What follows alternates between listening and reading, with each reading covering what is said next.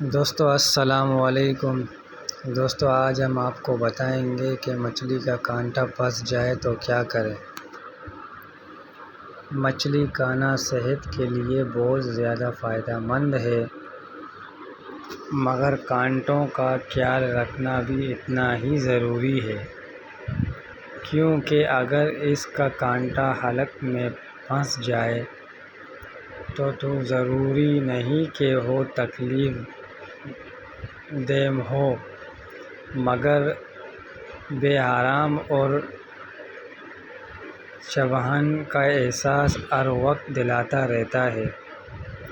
عام طور پر یہ جان لیوا ثابت نہیں ہوتا، مگر آپ کو ایسا لگ سکتا ہے کہ سانس رک گئی ہے یا بھاری ہو گئی ہے۔ تاہم ایسا تجربہ ہو تو یہ آسان کام کرنا اس پریشانی میں مددگار ثابت ہو سکتا ہے۔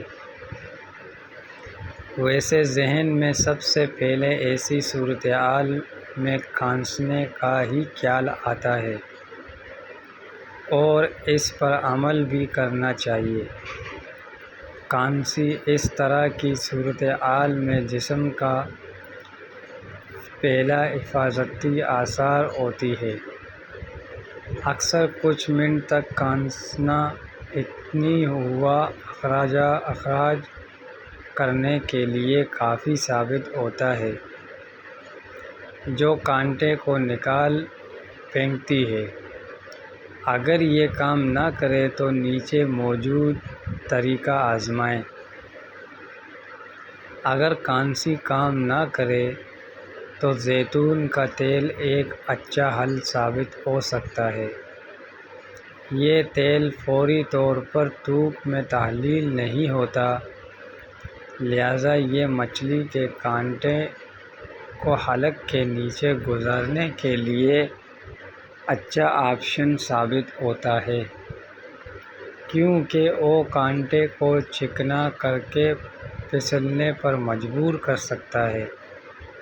متعدد افراد اس کے فائدہ مند ہونے کی گواہی دیتے ہیں۔ بڑے سائز کا مارش میلو لیں اور منہ میں ڈال کر تھوڑا چبائیں۔ اتنا پگھلنے اور چپکنے لگے تو نگل لیں۔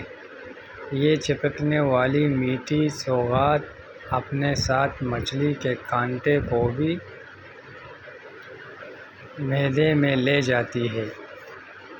کانٹے کو ہلانے کے لیے کچھ قطرے سرکے کو پی کر بھی دیکھ سکتے ہیں۔ پانی میں سرکے کے قطرے مکس کرکے پینا مچھلی کے پھنسے ہوئے کانٹے کی تکلیف سے نجات دلانے کے لیے کافی ثابت ہوتا ہے۔